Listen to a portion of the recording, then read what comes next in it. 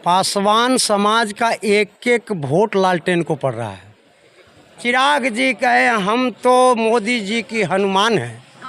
जी बिल्कुल कहते हैं। मोदी जी कहे इसकी नहीं तुम हनुमान नहीं तुम बंदर हो। जिस व्यक्ति को उन्होंने चुनौती दिया आज उसी को हनुमान बनाने के लिए वो अपने खून को कलंकित किया, अपने बाप को कलंकित किया कि गया के लोग से आप वोट किस मुंह से मांगने जा रहे हैं। जिस जनता को आपने कहा गया वाले लार नहीं कि जो दुख और सुख में हमारे साथ है जनता उसके साथ है। क्या सर क्या नाम हो आपका? मेरा नाम ब्रह्मानंद कुमार पासवान हुआ। अच्छा तो पासवान समाज इस बार किसके साथ जा रहे हैं? आपका सवाल बहुत अच्छा है। पासवान समाज का एक एक वोट लालटेन को पड़ रहा है। आप कहिए क्यों? क्यों? आपको पता होगा कि पासवान का नेता चिराग नहीं रामविलास जी थे या नहीं? मैं आपसे सवाल करता हूँ। चिराग पासवान तो पासवान है जी ना। मैं जितना सवाल करूं आपसे उतना जवाब दीजिए, आप जितना सवाल करें उतना जवाब। रामविलास पासवान हम जवाब नहीं देते हैं, आपको बोलना है। रामविलास पासवान नेता थे तो उनका बेटा है तो भी नेता है ना। मेरा बात तो सुन लीजिए। बोलिए। रामविलास पासवान नेता थे। बिल्कुल। रामविलास पासवान की जब इज्जत गिरवी रखी जा रही थी और उनको भाजपा वाले धक्का देके जब बाहर कर रहे थे तो रामविलास जी को इज्जत बचाने वाला यही लालू जी थे। लालू जी की देन थी कि राज्यसभा से वो पहुँचे थे।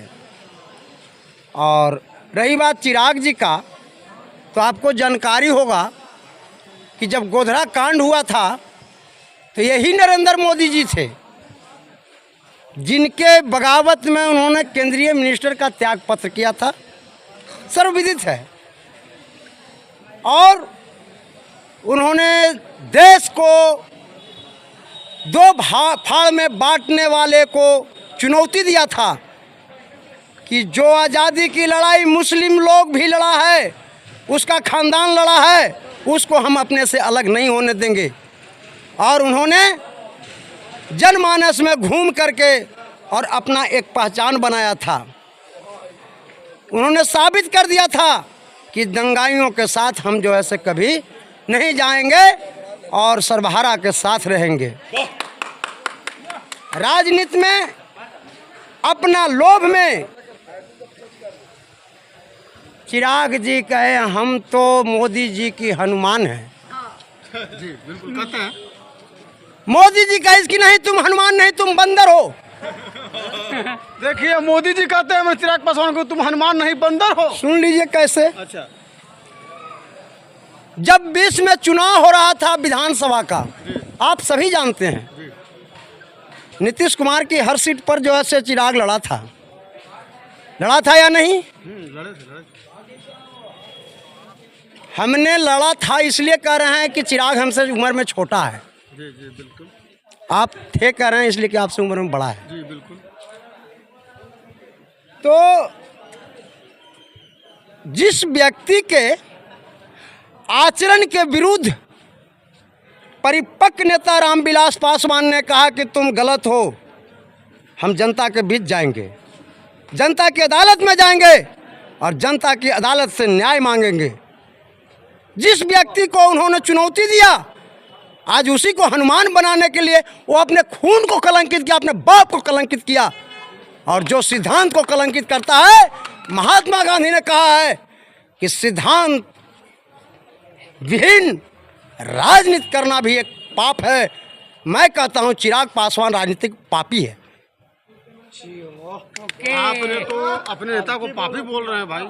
अपने नेता मतलब चिराग पासवान भाई पासवान जाति के नेता। अपने क्या हुआ? जो देश हित में काम करता है वो अपना है, जो जनहित में काम करता है वो अपना है, और जो जन विरोधी काम करता है वो कहीं से अपना नहीं हो सकता। चिराग पासवान देश हित में काम नहीं करते हैं, जनहित में काम नहीं। करते हैं। चिराग पासवान, जीतन राम मांझी, नीतीश कुमार, ये तीनों जो है जानते हैं किसका एजेंट है? मोदी है। मोहन भागवत का एजेंट है। नागपुर से इन लोग डील होता है। और नहीं तो कभी मेरे साथ मेरे खर्चा पर चलिए, आप नागपुर मीटिंग कीजिए, मैं ले चलूंगा और मैं आईना दिखाऊंगा कि सच्चाई क्या है। सच्चाई से अगर वाकिफ होना चाहते हैं तो 1 मिनट और सच्चाई से वाकिफ हुए। नीतीश कुमार कहते हैं विकास पुरुष हैं। मैं चुनौती देता हूं और सवाल करता हूं, किस विकास की बात करते हैं? गया में जब केंद्रीय विश्वविद्यालय आया था, मोहिनी देवी ये आपको संपर्क की सरकार सोनिया गांधी के नेतृत्व में कपिल सिब्बल साहब शिक्षा मिनिस्टर हुआ करते थे, और गया में जब एक सौगात दिया केंद्रीय विश्वविद्यालय का, नीतीश कुमार ने कहा गया वाले लार नहीं टपकाओ, गया में केंद्रीय विश्वविद्यालय नहीं बनेगा। राष्ट्रीय जनता दल का नेता माननीय सुरेंद्र यादव जी कहा कि नहीं, ये गया की धरती है, गया वीर विहीन नहीं है, अपना हक हम लेके रहेंगे।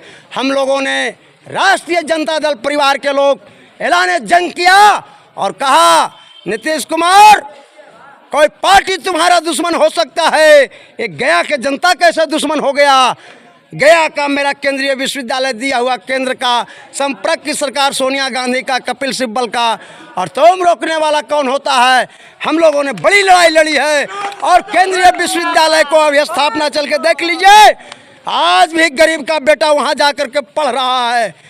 जिस समाज में शिक्षा की लौ नहीं जगी, वहाँ विकास की किरण कैसे पहुँच सकता है? ये नीतीश कुमार से पूछने की आवश्यकता है आप मीडिया भाइयों को। आप मीडिया भाई को मैं सलाम करता हूं, अदाब करता हूं, और मैं आपके चैनल के माध्यम से कहना चाहता हूं कि आप एक बार सवाल करके देखिए कि कौन सी विकास की बात करते हैं। मौका मिलेगा तुमसे भी सवाल किया जाएगा, हम लोग सवाल करते ही हैं। तो कम से कम एक सवाल ये भी तो कर लीजिए कि गया के लोग से आप वोट किस मुंह से मांगने जा रहे हैं?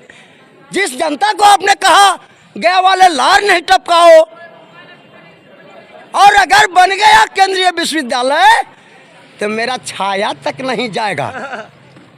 तो छाया अबे नहीं करेगा नीतीश कुमार, तो पूरा दहिया लेके सैंपलवा लेके टिकटवा लेके काहे ला रहा है? जनता अपने बदौलत यहाँ जीना सिखाना है, किसी का मोहताज नहीं है। जो लड़ना जानता है वो अपना मेहनत करके खाना भी जानता है। और गया की जनता, बेलागंज की जनता तय कर लिया है कि जो दुख और सुख में हमारे साथ है, जनता उसके साथ है।